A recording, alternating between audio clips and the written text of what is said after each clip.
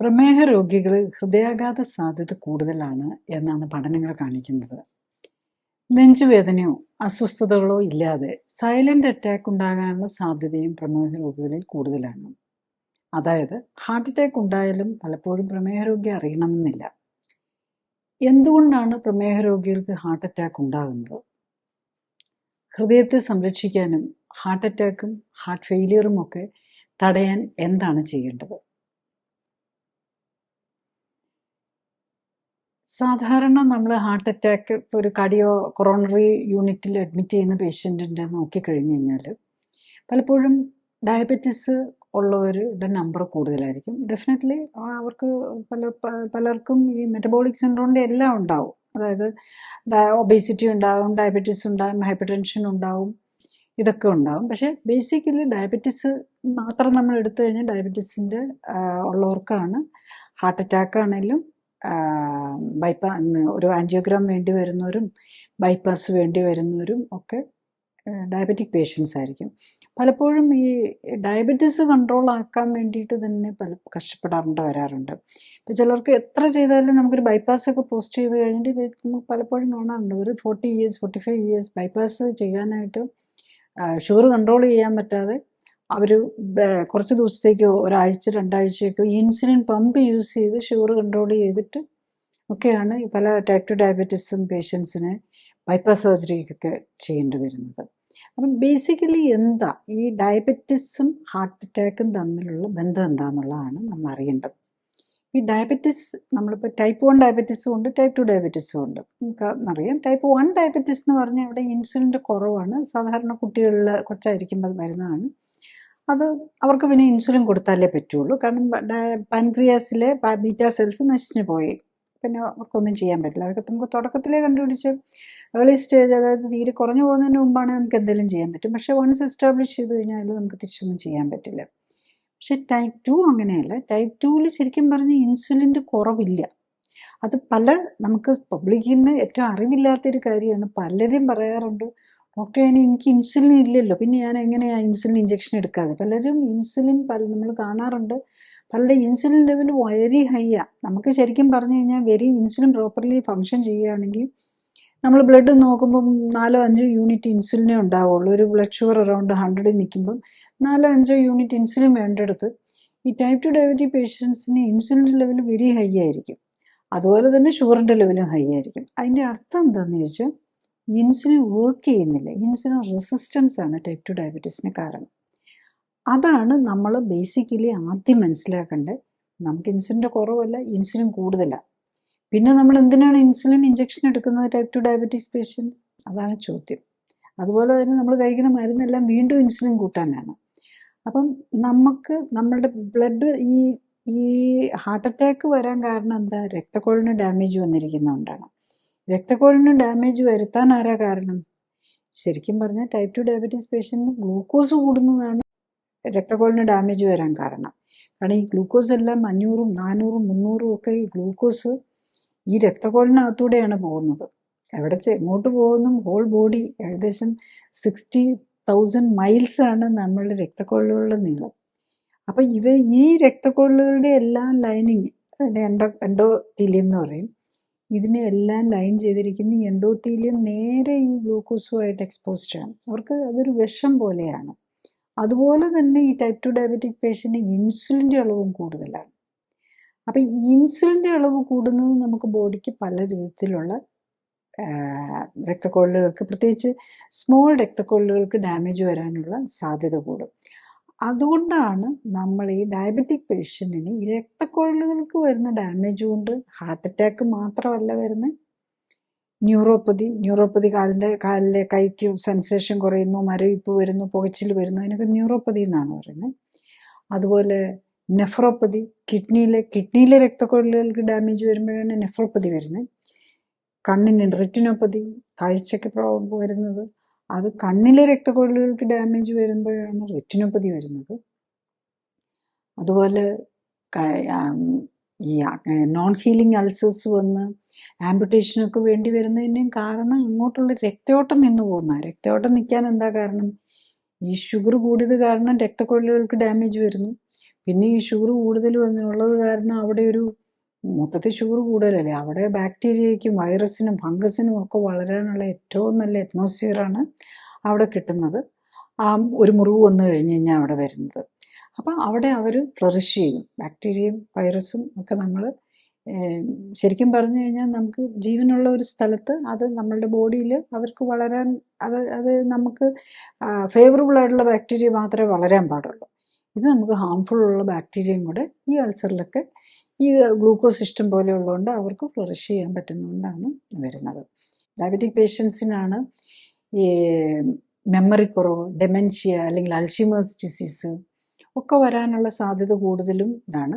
അതിന് ഇപ്പോഴത്തെ latest studies പറയുന്നത് അൾഷിമേഴ്സ് ഡിസീസിൻ്റെ ഒരു കാരണം തന്നെ ഹൈ ഇൻസുലിൻ, നമുക്ക് ഈ ഇൻസുലിൻ ഇഞ്ചെക്ഷൻ, ടൈപ്പ് 2 ഡയബറ്റീസിൽ ഇൻസുലിൻ ഇഞ്ചെക്ഷൻ എടുക്കുന്നവർക്ക് അൾഷിമേഴ്സ് ഡിസീസിന് സാധ്യത കൂടുന്നു.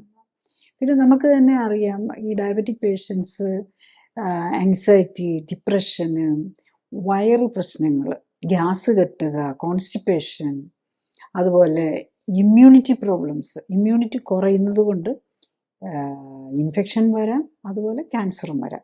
അപ്പം നമ്മളുടെ ഇമ്മ്യൂണിറ്റി കുറയുന്നതിൻ്റെ മെയിൻ കാരണം എന്താണെന്ന് ചോദിച്ചാൽ ഗ്ലൂക്കോസ് കൂടുമ്പം സ്റ്റീറോയിഡ് ലെവൽ നമ്മുടെ ബോഡിയിൽ കൂടും. അതുപോലെ തന്നെ ഇൻസുലിനും കൂടുതലാണല്ലോ ഇവരിൽ. അപ്പം ഇൻസുലിൻ കൂടുമ്പം നമ്മളുടെ ഇമ്മ്യൂൺ സിസ്റ്റത്തിൻ്റെ ഫങ്ഷൻ കുറയും. കാരണം യൂഷ്വലി അതെല്ലാം ഒരു സൈക്ലിക്കലായിട്ടാണ്, നമുക്കൊരു സ്ട്രെസ്ഫുൾ സിറ്റുവേഷനിലാണ് സാധാരണ നമ്മുടെ ബോഡി കൂടുതൽ ഗ്ലൂക്കോസ് ഉണ്ടാക്കുക. അപ്പോൾ കൂടുതൽ ഗ്ലൂക്കോസും കൂടുതൽ വരുമ്പോഴേക്ക് മൊത്തത്തിൽ ആ ഹോർമോൺ മെലിയും നമ്മളുടെ ഇമ്മ്യൂൺ സിസ്റ്റവും എല്ലാം തെറ്റിയാണ് ഈ ഡയബറ്റിക് പേഷ്യൻസി വരുന്നത്. അപ്പം അവിടുത്തെ ഡയബറ്റീസ് ഏറ്റവും ഡാമേജ് ചെയ്യുന്നത് നമ്മുടെ രക്തക്കുഴലുകളെയാണ്. അപ്പോൾ ഹാർട്ടിൻ്റെ രക്തക്കുഴലുകൾ ഡാമേജ് ചെയ്യുന്നത് കൊണ്ടാണ് ഹാർട്ട് അറ്റാക്ക് വരാനുള്ള ടെൻഡൻസി കൂടുന്നത്. പിന്നെ ഈ ഡയബറ്റിക് പേഷ്യൻ്റ് വരുന്ന ഹാർട്ട് അറ്റാക്കിൻ്റെ പ്രത്യേകതകൾ എന്താണെന്ന് നമുക്ക് നോക്കാം. ഈ ഡയബറ്റിക് പേഷ്യൻറ്റിന് ബേസിക്കലി രക്തക്കുഴലുകളാണ് ഡാമേജ് ചെയ്യുന്നത്. അപ്പം നമ്മളുടെ ഈ ഹാർട്ടിലേക്കുള്ള രക്തക്കുഴലുകൾ എന്ന് പറഞ്ഞാൽ 2 മെയിൻ രക്തക്കുഴലുകളാണ്. ഒന്ന് ലെഫ്റ്റും ഒന്ന് റൈറ്റ് കൊറോണറി ആർട്ടറി, ഒരു ലെഫ്റ്റ് കൊറോണറി ആർട്ടറി. അപ്പോൾ ഈ റൈറ്റ് കൊറോണറി ആർട്ടറിയാണ് നമ്മളുടെ ഈ റൈറ്റ് ഏട്രിയം, റൈറ്റ് ഭാഗത്തേക്ക് ഒക്കെ കൊടുക്കുന്നത്. ഈ റൈറ്റ് ഏട്രിയം ആ ഭാഗത്താണ് നമ്മുടെ പേസ് മേക്കർ ഇരിക്കുന്നത്. അപ്പോൾ റൈറ്റിൻ്റെ മേജർ ബ്രാഞ്ചിനെ അഫക്റ്റ് ചെയ്തത് എന്നാൽ തുടക്കം ഭാഗം, പിന്നെ തുടങ്ങി ഇങ്ങനെ പോന്നു പിന്നെ ചെറുതായി വരികയാണല്ലോ. അപ്പം അതേന്ന് ശരിക്കും പറഞ്ഞാൽ ഹാർട്ടിൻ്റെ രക്തക്കുഴലുകൾ ഹാർട്ടിൻ്റെ പുറമേ കൂടെയാണ് പോകുന്നത്. എന്നിട്ട് അകത്തേക്ക് പെനട്രേറ്റിംഗ് വെസൽസ് പോലെ കൊടുത്തുകൊണ്ടിരിക്കുകയാണ് എന്ന്. അപ്പോൾ ഓരോന്നോരോന്ന് താഴേക്ക് വരുമ്പോൾ ഓരോ ഇതിലേക്കും മസിലിനകത്തേക്ക് തുളച്ച് കയറി ആ ഭാഗത്ത് കൊടുത്ത് അങ്ങനെയാണ് പോകുന്നത്. അപ്പം ആദ്യം തുടക്ക ഭാഗത്ത് തന്നെ വരികയാണെങ്കിൽ എന്ത് പറ്റുമെന്ന് ചോദിച്ചു കഴിഞ്ഞ് കഴിഞ്ഞാൽ അവിടെ ഒരു ബ്ലോക്ക് വരുമോ, അല്ലെങ്കിൽ അവിടെ ആർത്രോസ്ക്ലെറോസിസ് വന്ന് ബ്ലോക്ക് വന്ന്, അല്ലെങ്കിൽ അവിടെ ഒരു ലീക്ക് വന്ന് അവിടെ ഒരു രക്തക്കട്ട ഉണ്ടാകുകയാണെങ്കിൽ എന്ത് സംഭവിക്കുന്നത്, റൈറ്റിലാണെങ്കിൽ പ്രത്യേകിച്ചും പേസ് മേക്കറിനെ എഫക്റ്റ് ചെയ്യും. അതായത് ഹാർട്ടിൻ്റെ ബീറ്റിനെ കൺട്രോൾ ചെയ്യുന്ന ആ ഭാഗത്തേക്കുള്ള രക്തക്കൊല്ലുകളെയും കൂടെ എഫക്റ്റ് ചെയ്യും. അങ്ങനെ വന്നു കഴിഞ്ഞ് കഴിഞ്ഞാൽ അപ്പോഴാണ് നമ്മൾ കാർഡിയാക് അറസ്റ്റായിട്ട് വരുന്നത്. പെട്ടെന്ന് ഹാർട്ട് അങ്ങ് നിന്നു പോവുമായിരിക്കും ചെയ്യുന്നത്. അങ്ങനെയുള്ളപ്പം നമ്മൾ പ്രത്യേകിച്ച് ഹോസ്പിറ്റലിന് പുറത്തൊക്കെ ആണെങ്കിൽ അവർ റിവൈവ് ചെയ്യാൻ സാധിച്ചെന്ന് തന്നെ വരില്ല. അപ്പം അതാണ് ഹൃദയസ്തംഭനം വന്ന് പലപ്പോഴും ഹൃദയസ്തംഭനം വന്ന 90% പേരും മരിക്കും എന്നുള്ളതാണ്. പ്രത്യേകിച്ച് ഹോസ്പിറ്റലിന് പുറത്ത് വെച്ചാണെങ്കിൽ. ഹോസ്പിറ്റലിനകത്ത് ICUയിലൊക്കെ കിടക്കുമ്പോഴാണ് പിന്നെ റിവൈവ് ചെയ്യാൻ പറ്റുന്നിരിക്കും. പിന്നെ കുറച്ചും കൂടെ വലിയ രക്തക്കുഴലുകൾക്കാണെങ്കിൽ നമുക്കപ്പോഴാണ് ഈ വേദനയൊക്കെ തോന്നി നമ്മൾ അസ്വസ്ഥതകൾ വരും, തലകറക്കം വരും, അല്ലെങ്കിൽ വേർപ്പ് വരും, വേദന വരും. അപ്പോൾ നമ്മൾ ഹോസ്പിറ്റലിൽ എത്തുന്നത്. അതാണ് നമ്മൾ ഹാർട്ട് അറ്റാക്ക് എന്ന് പറയുന്നത്. അതായത് മോഡറേറ്റ് ലെവലിലുള്ള രക്തക്കുഴലുകൾക്ക് വരുമ്പോഴാണ്. അത് തന്നെ ആ രക്തക്കുഴലുകളുടെ സൈസ് അനുസരിച്ചിരിക്കും എത്രമാത്രം ഭാഗത്താണ് ഹാർട്ടിന് ഡാമേജ് വന്നിരിക്കുന്നത്. ഹാർട്ടിൻ്റെ മസിലിനെ ആണല്ലോ ഡാമേജ് ചെയ്യുന്നത്. ഹാർട്ടിനകത്ത് അതിൻ്റെ നെർവ്സ് ഉണ്ട്, അതാണ് നമ്മൾ ആ ബീറ്റിങ്ങിനെയൊക്കെ കൺട്രോൾ ചെയ്യാൻ. പിന്നെ മെയിൻലി ഉള്ളത് മസിലാണല്ലോ അതിൻ്റെ ആ പമ്പായിട്ട് വർക്ക് ചെയ്യുന്നത്. അപ്പോൾ ഈ മസിലിന് എത്ര ഭാഗത്തിന് ഡാമേജ് വന്നു എന്നനുസരിച്ചായിരിക്കും എത്ര ഹാർട്ട് ഡാമേജ് വന്നിട്ടുണ്ടെന്നുള്ളത്. അപ്പോൾ നമ്മൾ ചെറിയ അറ്റാക്കൊക്കെ ആണെങ്കിൽ നമ്മൾ ഹോസ്പിറ്റലിൽ ചെന്ന് കഴിഞ്ഞാൽ ശരിക്കും പറഞ്ഞാൽ പേഷ്യൻ്റ് സ്റ്റേബിളായി കഴിഞ്ഞ് കഴിഞ്ഞാൽ അവിടെ റിപ്പയറാണ് നമ്മൾ നടക്കുന്നത്. പിന്നെ ഈ രക്തക്കുഴൽ നമ്മൾ സ്റ്റെൻറ്റ് ഇടുക അല്ലെങ്കിൽ ബൈപ്പാസ് ചെയ്യുകയാണല്ലോ നമ്മൾ സാധാരണ ഇത് ചെയ്യുന്നത്.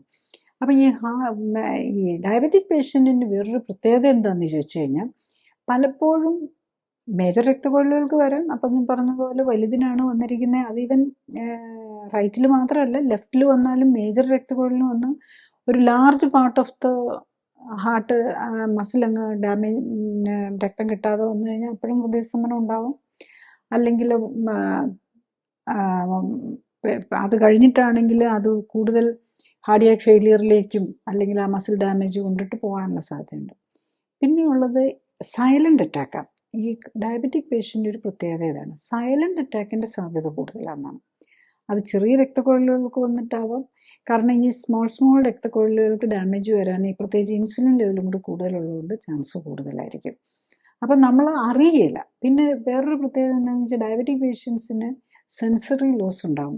ഇപ്പം കാലിലെ സെൻസേഷൻ കുറയുമല്ലോ. അവർക്ക് ഒരു മുറിവ് വന്നാലോ അല്ല കാലിൽ എന്തെങ്കിലും കൊണ്ട് കയറിയാലോ ഒന്നും അവർക്ക് ആ സെൻസേഷൻ അറിയാൻ മേലാത്തതുകൊണ്ടാണല്ലോ പലപ്പോഴും അൾസറിലേക്ക് പോകുന്നത്. ഈ സെൻസറി, അതായത് ന്യൂറോപ്പതി, സെൻസറി ന്യൂറോപ്പതി കാലിൽ മാത്രമല്ല ഹാർട്ടുമായിട്ട് മറ്റെല്ലാ ഭാഗങ്ങളെയും അത് ബാധിച്ചിട്ടുണ്ടാവും. അതുകൊണ്ട് തന്നെ അവർക്ക് സെൻസേഷൻ അറിയാനുള്ള കഴിവ് കുറവുള്ളതുകൊണ്ട് നമ്മൾ ഒരു അറ്റാക്ക് വന്നാൽ അല്ലെങ്കിൽ ഒരു ചെറിയ രക്തക്കൊഴലുകളൊക്കെ അല്ലാത്ത വെരി ഇതായിട്ടുള്ള ഡയബറ്റിക് അല്ലാത്ത ഒരാൾക്ക് ഒരു മോഡറേറ്റ് ആയിട്ടുള്ള രക്തക്കൊഴൽ വന്നു കഴിഞ്ഞാൽ തന്നെ നല്ല വേദനയും ബുദ്ധിമുട്ടും ഒക്കെ ഉണ്ടായിരിക്കും. പക്ഷേ ഇവർക്ക് അങ്ങനെ ഉണ്ടാവണമെന്നില്ല. വേദന അറിയുമ്പോഴാണല്ലോ നമ്മളൊരു രോഗമുണ്ടോ എന്ന് നമ്മൾ സംശയിക്കുന്നത്. ഇപ്പം നെഞ്ചുവേദന വന്നു, അല്ലെങ്കിൽ ഷോൾഡർ പെയിൻ വന്നു, അല്ലെങ്കിൽ താടിക്ക് വേദന വന്നു, ഇങ്ങനെ വരുമോ അല്ലെങ്കിൽ തലകറക്കം വരുമോ, സെറ്റിംഗ് വരുമോ, അസ്വസ്ഥത വരുമോ ഒക്കെ ചെയ്യുമ്പോഴല്ലേ നമ്മൾ ഹോസ്പിറ്റലിൽ പോകുള്ളൂ. പക്ഷേ ഈ അസ്വസ്ഥതകളൊന്നും വരാതെ സൈലൻ്റ് അറ്റാക്സ് വന്നുകൊണ്ടിരിക്കും. അത് പിന്നെ നമ്മൾ വേറെന്തെങ്കിലും ഒരു ആവശ്യത്തിന് പോയി അല്ലെങ്കിൽ എപ്പോഴേലും പോയി ECG ഒക്കെ നോക്കുമ്പോഴായിരിക്കും പണ്ട് അറ്റാക്ക് വന്നതിൻ്റെ ഓൾഡ് അറ്റാക്കിൻ്റെ ലക്ഷണങ്ങൾ കാണിക്കുന്നത്. പിന്നെ ഓൾഡ് അറ്റാക്കിന് വേറൊരു ലക്ഷണം ഈ ചെറിയ അറ്റാക്കുകളുടെ എന്താണെന്ന് ചോദിച്ചു കഴിഞ്ഞാൽ അത് അങ്ങനെ വന്നു കഴിഞ്ഞ് മസിൽസ് വീക്കായി ഡയലേറ്റഡ് കാർഡിയോമയോപ്പതി, അങ്ങനെ എന്നൊക്കെ പറഞ്ഞ് മസിൽ വീക്കായി കാർഡിയാക് ഫെയിലിയറിലേക്ക് പോകാം. അപ്പോൾ അതാണ് ബേസിക്കലി ഈ ഡയബറ്റിസിൻ്റെ കൊണ്ട് വരുന്ന ഹാർട്ട് അറ്റാക്കുകളുടെ പ്രത്യേകത. പിന്നെ വേറൊരു പ്രത്യേകത എന്താണെന്ന് ചോദിച്ചു കഴിഞ്ഞാൽ ഈ ഹാർട്ടിൻ്റെ രക്തക്കൊഴൽ നെർവ്സിനും രക്തക്കൊഴലുകൾ വേണം. അതായത് ഈ പേസ് മേക്കർ, ഹാർട്ടിൻ്റെ പേസ് മേക്കറിന് വേണം. അതുപോലെ അതിനകത്ത് പെർക്കിഞ്ചി ഫൈബേഴ്സ് എന്നൊക്കെ പറയും. ഒരു പ്രത്യേക, അത് ഹാർട്ടിന് തന്നെ ഒരു നെർവ് സിസ്റ്റം ഉണ്ട്. അതിനൊരു പ്രത്യേക സ്കെലിറ്റൺ എന്ന് പറയും. അതിനകത്താണ് ഈ നെർവ് സിസ്റ്റം ഇരിക്കുന്നത്. അത് കൂടെയാണ് ഈ നമ്മളുടെ ഈ പമ്പിങ്ങിന് വേണ്ട ഇമ്പൾസസ്, വയറിംഗ് എന്ന് പറയും ശരിക്കും പറഞ്ഞാൽ, ഹാർട്ടിൻ്റെ വയറിംഗ് ഫങ്ഷൻ ചെയ്യുന്നത്. അതിലേക്കുള്ള ഡാമേജ് വന്നു കഴിഞ്ഞ് കഴിഞ്ഞാലാണ് പലപ്പോഴും ഇറഗുലർ ഹാർട്ട് ബീറ്റ്സ് വരും, അരിത്മിയ, അതായത് നമ്മൾ പറയുമല്ലോ വെൻട്രിക്കുലർ അരിത്മിയ, ഏട്രിയൽ ഫിബ്രിലേഷൻ, ഇതൊക്കെ പറയുന്നത് അങ്ങനത്തെ കാര്യങ്ങൾ വരാം. പിന്നെ ഈ രക്തക്കൊഴലുകളുടെ ഉള്ളിലെ എൻഡോത്തീലിയത്തിന് വരുന്ന ഡാമേജ് പോലെ തന്നെ ഹാർട്ടിന് ഉള്ളിലെ വാൽവുകൾക്കും ഒക്കെ ഡാമേജ് വരാം. അപ്പോൾ പല ഹാർട്ട് പേഷ്യൻസിൻ്റെ, ഡയബറ്റിക് പേഷ്യൻസിൻ്റെ നമ്മൾ എക്കോ ഒക്കെ ചെയ്യുമ്പോൾ നമുക്ക് കാണും MR, അതായത് ഈ വാൽവുകൾക്ക് ഡാമേജ് വന്നിരിക്കുന്ന, അല്ലെങ്കിൽ വാൽവുകൾ ചുരുങ്ങി പോകുന്നതായിട്ട് അല്ലെങ്കിൽ ലീക്ക് ചെയ്യുന്നതായിട്ടും ഒക്കെ കാണാം. ഇതൊക്കെ ഈ ഗ്ലൂക്കോസുമായിട്ട് ബന്ധപ്പെട്ടും, അതായത് ഗ്ലൂക്കോസ് ഒരു ടോക്സിൻ പോലെ വർക്ക് ചെയ്ത് അതുകൊണ്ട് വരുന്ന ഡാമേജും കൂടെയാണ് ഇതൊക്കെ സംഭവിക്കുന്നത്. അപ്പോൾ ഈ ഡയബറ്റിക് രോഗികളിൽ ഹാർട്ട് അറ്റാക്ക് വരാതിരിക്കാൻ എന്ത് ചെയ്യണമെന്ന് ചോദിച്ചു കഴിഞ്ഞാൽ നമ്മൾ ഏർലി ഡയഗ്നോസിസ് ആണ്. ഏത് രോഗത്തിനും അതാണല്ലോ. അത് ഡയബറ്റീസിനെ സംബന്ധിച്ചിടത്തോളം നമ്മൾ ഡയബറ്റീസ് ആകുന്നതിൻ്റെ മുമ്പ് പലപ്പോഴും 10-20 വർഷം പ്രീ ഡയബറ്റിക് സ്റ്റേജിൽ ഇരുന്നിട്ടായിരിക്കും ഡയബറ്റീസിലേക്ക് തന്നെ പോകുന്നത്. അപ്പോൾ പ്രീ ഡയബറ്റിക് സ്റ്റേജിൽ എന്ത് ചേഞ്ചാണ് വരുന്നത് എന്നുള്ളതാണ്. ശരിക്കും അവിടെ പ്രീ ഡയബറ്റിക് സ്റ്റേജിൽ ആദ്യം കൂടാൻ തുടങ്ങുന്ന ഇൻസുലിനാണ്. അപ്പോൾ അതായത് ഇൻസുലിൻ റെസിസ്റ്റൻസ് ആണ് വരുന്നത്. അപ്പോൾ ഇൻസുലിനൊക്കെ ഇഞ്ചക്ഷൻ എടുത്തുകൊണ്ടിരിക്കുന്ന ആൾക്ക് ഇൻസുലിൻ എടുത്താലും നമുക്ക് കൃത്യമായിട്ട് അറിയാൻ പറ്റില്ല പാൻക്രിയാസ് എന്തോരം ഫങ്ഷൻ ചെയ്യുന്നുണ്ടാണ്. അതിന് നമ്മൾ C-പെപ്റ്റൈഡാണ് നോക്കേണ്ടത്. പിന്നെ ഏർലി ഡയഗ്നോസിന് ഇപ്പോൾ നമ്മളിപ്പോൾ മരുന്നൊന്നും ഇല്ലാത്തവർ, ഇൻസുലിനൊന്നും എടുക്കുന്നില്ലാത്തവർക്ക് ഇൻസുലിനും ഷുഗറും നോക്കിയാൽ മനസ്സിലാവും. അപ്പോൾ ആ ഒരു അറൗണ്ട് 100 ഷുഗറൊക്കെ നിൽക്കുമ്പോൾ ശരിക്കും ഒരു 3, 4, 5, 6 ഒക്കെയോ ഇൻസുലിൻ വേണ്ടതുള്ളൂ. പക്ഷേ അങ്ങനെയുള്ളവർക്ക് പലപ്പോഴും നമ്മൾ കാണാറുണ്ട് 100, 50, 100, 200, 300 വരെയൊക്കെ ഇൻസുലിൻ ലെവൽ നിൽക്കുന്നവർ കാണാറുണ്ട്. അപ്പം അതാണ് പ്രത്യേകത വരുന്നത്. അപ്പോൾ ആ ഇൻസുലിൻ റെസിസ്റ്റൻസ് എന്ന് പറഞ്ഞാൽ അതാണ്, കൂടുതൽ ഇൻസുലിൻ വേണ്ടി വരുന്നു ഷുഗർ കൺട്രോൾ ചെയ്യാനായിട്ട്. അപ്പോൾ പാൻക്രിയാസ് കൂടുതൽ ഉണ്ടാക്കേണ്ടി വരുന്നു. മേ ബി ഇൻസുലിൻ ഡെഫിഷ്യൻസി, അതിൻ്റെ റീസൺസ് ഒന്നും നമ്മളിപ്പോഴും അത്ര വ്യക്തമല്ല. ഇൻസുലിൻ റെസിസ്റ്റൻസ് ആണെന്ന് മാത്രം അറിയാമെന്നുള്ളതാണ്. നെക്സ്റ്റ് നമ്മൾ ഒരിക്കലും ഏർലി ഡയഗ്നോസിന് വേണ്ടിയിട്ടാണ് ഷുഗർ അല്ല നോക്കിയിട്ട് മാത്രം കാര്യമില്ല. കാരണം നമ്മളെപ്പോഴും ഷുഗർ നോക്കാനൊക്കെ ആയിട്ട് ലാബിൽ പോകുമ്പോഴേക്കും ഒന്ന് ഡയറ്റൊക്കെ ഒന്ന് അഡ്ജസ്റ്റ് ചെയ്തിട്ടേ പോവുള്ളൂ. അപ്പം HbA1c ആണ്. അപ്പം 3 മാസത്തെ ആവറേജ് HbA1c ആണ് നോക്കേണ്ടത്. HbA1c 5.7 കൂടുന്ന ഓർ 5.7 ഓർ എബോവ് 6.4 വരെയുള്ളതാണ് പ്രീ ഡയബറ്റിക് സ്റ്റേജിൽ നിന്ന് എടുക്കുന്നത്. അപ്പം അതും നമുക്ക് കണ്ടുപിടിക്കാൻ ഈസിയാണ്. പിന്നെ ഈ ഡയബറ്റിസ് ഓൾറെഡി ഉള്ളവർക്ക് രക്തക്കൊഴലുകൾക്ക് എന്തോരം ഡാമേജ് വന്നിട്ടുണ്ടെന്ന് അറിയാനും ശരിക്കും HSCRP എന്നും പറഞ്ഞൊരു high sensitivity C reactive protein അതാണ് നമ്മൾ നോക്കാറുള്ളത്. പിന്നെ ഡയബറ്റിക് ഓൾറെഡി ഉള്ളവരാണെങ്കിൽ അവരുടെ കിഡ്നി ഫങ്ഷൻ അറിയണം. ലിവറിൽ മിക്കവാറും ഇത്തരം പേഷ്യൻസിന് ഫാറ്റി ലിവറും സിറോസിസിനും സാധ്യത കൂടുതലാണ്, അതറിയണം. പിന്നെ കണ്ണിന് റെറ്റിനോപ്പതി ഉണ്ടോ എന്നറിയാനായിട്ടൊരു നമ്മുടെ ഫണ്ടോസ് സ്റ്റഡി നടത്തണം. പിന്നെ TMT നമുക്ക് പിന്നെ നമ്മുടെ രക്തക്കൊഴലുകളുടെ ഹാർട്ടിൻ്റെ ഫങ്ഷൻ എത്രമാത്രം ഹാർട്ടിലേക്ക് രക്തഓട്ടം കിട്ടുന്നുണ്ട് എന്നറിയാനുള്ളതാണ് നമ്മൾ ഈ TMT നോക്കുന്നത്, അതായത് ട്രെഡ്മിൽ ടെസ്റ്റ് ചെയ്യുന്നത്. പിന്നെ ഈ ഡയബറ്റിക് പേഷ്യൻറ്റിന് തന്നെ അവർക്ക് ഈ സ്ട്രോക്കിനുള്ള സാധ്യതയും കൂടുതലാണല്ലോ. സ്ട്രോക്കിനുള്ള സാധ്യത മാത്രമല്ല, അവരുടെ രക്തക്കൊഴലുകൾക്ക് മൊത്തത്തിൽ എത്ര ഡാമേജ് വന്നിട്ടുണ്ടെന്നറിയാനും നമുക്ക് ഏറ്റവും സൂപ്പർഫിഷ്യൽ, അതായത് നമ്മുടെ സ്കിന്നിനോട് ഏറ്റവും അടുത്തിരിക്കുന്ന രക്തക്കൊഴൽ എന്ന് പറയുന്നത് നമ്മുടെ കഴുത്തിലുള്ള ഹാർട്ടിലേക്ക് ബ്രെയിനിലേക്ക് രക്തം കൊടുക്കുന്ന കൊറോണറി ആർട്ടറിയാണ്. അപ്പം അതിനകത്ത് എന്തോരം കൊഴുപ്പടിഞ്ഞ് ഈ രക്തക്കൊഴലുകൾക്ക് ബ്ലോക്ക് വരുവാണല്ലോ ചെയ്യുന്നത്. കൊറോണറി ആർട്ടറിയിൽ കൊഴുപ്പടിഞ്ഞിട്ടാണല്ലോ ഈ ബ്ലോക്ക് വരുന്നത്. അതിനെ ഇങ്ങനെ അവിടെ ഒന്ന് വികസിപ്പിക്കാനാണല്ലോ നമ്മൾ സ്റ്റെൻറ്റ് ഇടുന്നത്. അല്ലെങ്കിൽ അവിടെ തീരെ അടഞ്ഞു പോയ 90% 100% അടഞ്ഞു കഴിയുമ്പോഴാണ് നമുക്ക് അതിനപ്പുറത്തേക്ക് ഒരു രക്തക്കൊഴൽ വെച്ച് കൊടുക്കുകയാണ് ചെയ്യുന്നത്. ഈ ബൈപ്പാസിൽ നമ്മുടെ കാലിൽ നിന്നൊരു രക്തക്കൊഴലെടുത്ത് നമ്മുടെ ഈ ആർട്ടിക് ആർച്ചുമായിട്ട് കണക്ട് ചെയ്ത് ആ ബ്ലോക്കിൻ്റെ ഇപ്പുറത്തേക്ക് വെച്ച് കൊടുക്കും. സോ ദാറ്റ് അതിനപ്പുറത്തുള്ളവർക്ക് ബ്ലഡ് കിട്ടുമെന്നുള്ള ഒരു അസംഷനിലാണ് നമ്മളത് ചെയ്യാൻ നോക്കുന്നത്. പലപ്പോഴും പക്ഷെ അവർ തീരെ ഡാമേജ്ഡ് ആയി കഴിഞ്ഞു കഴിഞ്ഞാൽ അതിനപ്പുറത്ത് ഇത്തരം കാര്യങ്ങൾ പോലും ഈ ഡയബറ്റിക് പേഷ്യൻസിൽ അത്ര ഇഫക്റ്റീവ് ആകുകയില്ല. അതാണ്. അപ്പോൾ ചിലപ്പോൾ TMT പോസിറ്റീവ് ആയിരിക്കും, പക്ഷെ പോയി ആൻജിയോഗ്രാം ചെയ്ത് കഴിയുമ്പോൾ കുഴപ്പമൊന്നും ഉണ്ടാവില്ല. അപ്പം നമ്മൾ കരുതും ഓക്കെ ആൻജിയോഗ്രാമിൽ കുഴപ്പമൊന്നുമില്ലെന്ന്.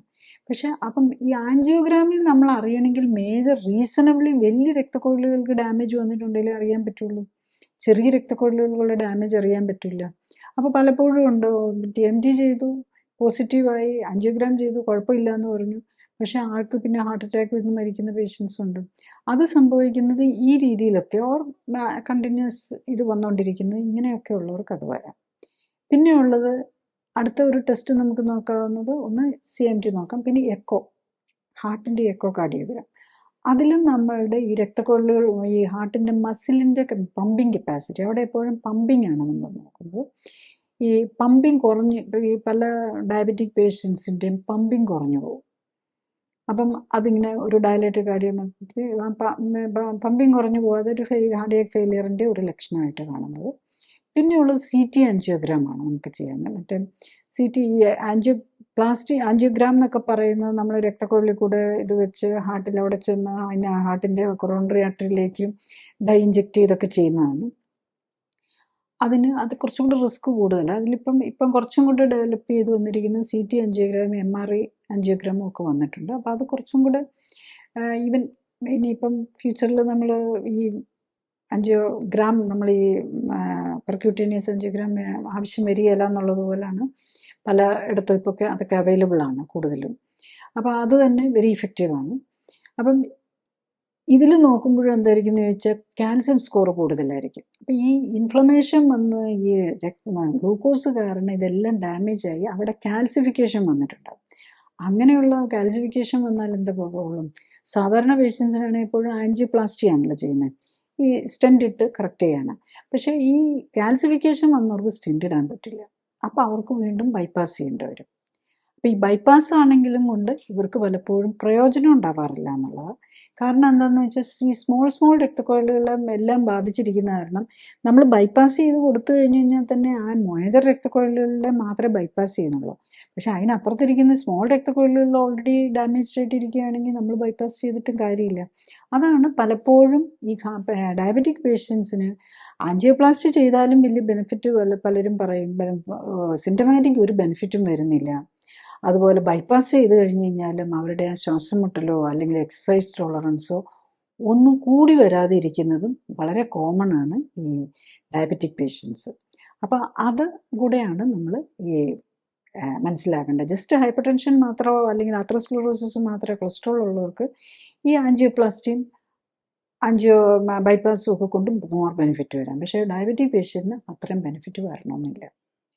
അപ്പം ഒരു ഡയബറ്റിക് പേഷ്യൻറ്റിന് നമുക്ക് ഹാർട്ട് അറ്റാക്കിലേക്ക് പോകാതിരിക്കണമെങ്കിൽ നമ്മൾ എന്താ ചെയ്യേണ്ടതെന്ന് അറിയണമെങ്കിൽ നമ്മൾ ആദ്യം നമ്മുടെ ഇതിൻ്റെ പ്രോബ്ലം മനസ്സിലാക്കണം. ഇപ്പം നമുക്കറിയാം ഇപ്പം ഇൻസുലിൻ്റെ കുറവല്ല, ഇൻസുലിൻ റെസിസ്റ്റൻസ് ആണ് ഇതിന് കാരണം എന്നുള്ളത്.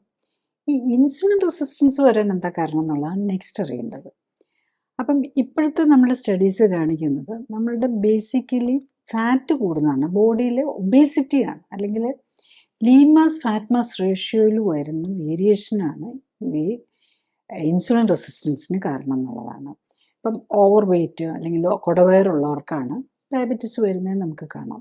പല ചിലരൊക്കെ ഉണ്ട് ഈ ഫാമിലിയിൽ ഡയബറ്റീസ് ഉള്ളവർക്കാണെങ്കിൽ അവർക്ക് ഓവർ വെയ്റ്റ് തന്നെ വേണമെന്നില്ല, ശരിക്കും നോർമൽ റേഞ്ചിലായിരിക്കും. ഇപ്പം നമ്മൾ ജനറലി ഒരു ജനറൽ സ്റ്റാൻഡേർഡ് നമ്മൾ നോർമൽ വെയ്റ്റ് എന്ന് പറയുന്നത് അപ് ടു 25 BMI ആണ്. പക്ഷെ അതിലും നമ്മൾ പ്രത്യേകിച്ച് ശ്രദ്ധിക്കണം, ഇന്ത്യൻസിന് ശരിക്കും മാക്സിമം ആകാവുന്ന വെയിറ്റ് ജനറലി ഒരു ആവറേജ് ആയിട്ട് ചെയ്യുന്ന മാക്സിമം 23 ആണ്. അതേസമയത്ത് യൂറോപ്യൻസിനൊക്കെയാണെങ്കിൽ അവരുടെ ബോഡി ഇതനുസരിച്ച് 25 വരെ വരുന്നതിന് കുഴപ്പമില്ല. അപ്പം നമുക്കിവിടെ 23 വരെ നമ്മുടെ മാക്സിമം ആകാവുള്ളൂ.